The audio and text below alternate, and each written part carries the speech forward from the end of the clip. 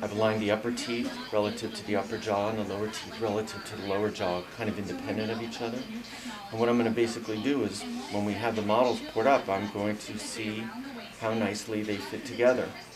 And that will be an indication as to how close she is to the surgery, and that's called decompensation.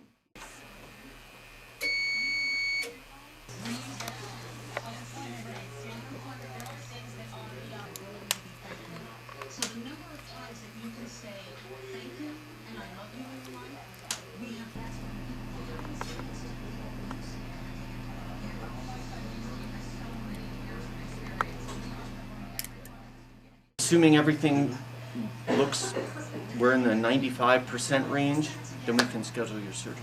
Wow. Okay. So, I mean, I guess once you see the records, we'll determine, I guess, how long it'll be until I get the surgery. Because, like I said, I'd like to have those spaces closed before your surgery. That may take another couple visits, but I'll have you back like every 2 to 3 weeks to just change these little elastic things.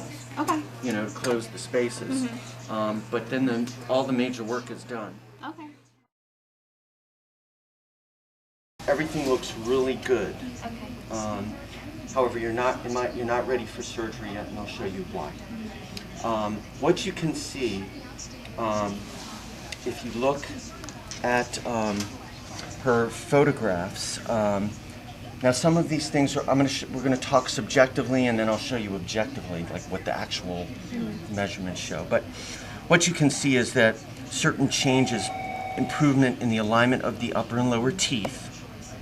You can see the dimension, the width was changed. This is, I refer to this as being ovo-tapered. It's more V-shaped. Your upper was a narrow arc up top, and you can see that there's been a significant change in the transverse dimension. We're looking at the arch form. Okay. From a profile change, it's hard to see on the photographs, but there were corresponding soft tissue changes that correlate to the changes in tooth position. What we did from where you started to now is we decompensated any decompensated tooth position relative the lower upper teeth relative to the upper jaw, lower teeth relative to the lower jaw. Nature had compensated for the underlying jaw discrepancy. I removed those compensations. Let me show you what I mean. Here, you can see the extent of the underbite, and what you can see here, what I'm going to show you now. This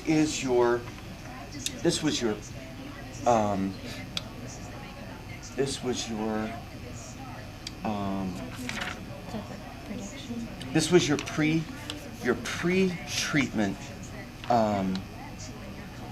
tracing. Okay. I traced the X-ray. Okay. And what I'm going to do is I'm going to superimpose,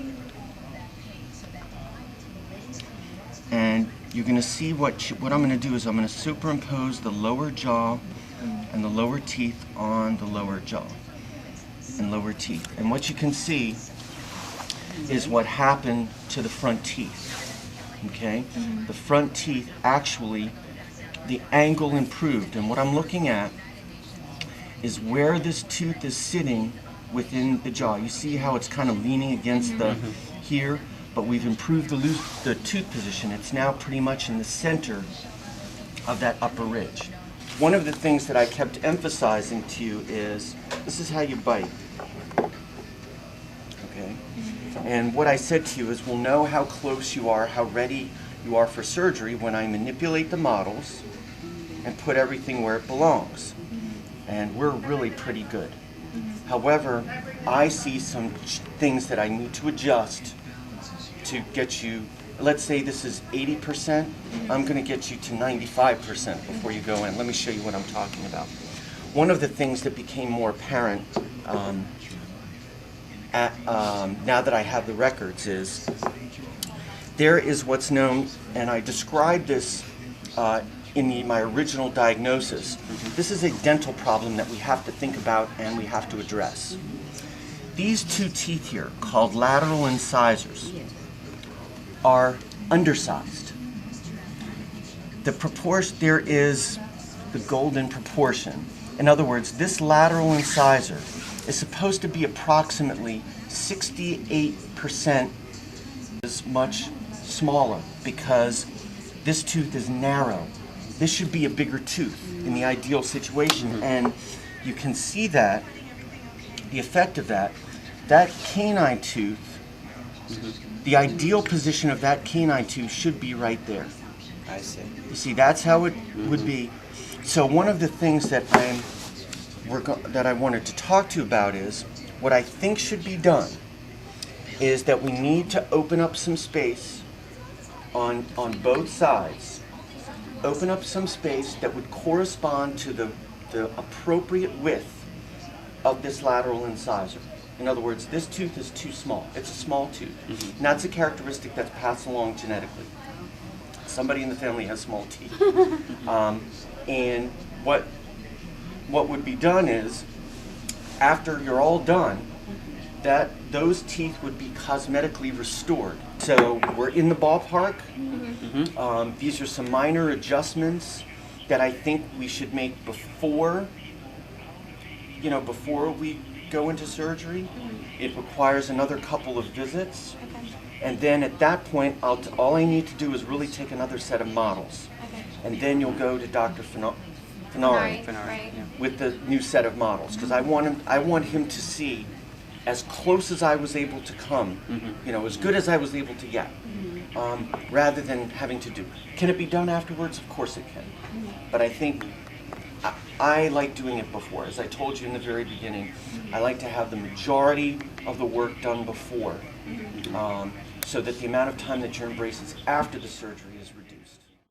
Hey guys, I went to 2 orthodontist appointments, and pretty much at my first meeting, which was about a month ago, the orthodontist discussed that I have to start wearing rubber bands, these right here, up until I have my surgery date, just because the 2 teeth in the front, not the very front teeth, but the 2 teeth next to it, are undersized. So the point of the rubber bands is to open up a gap.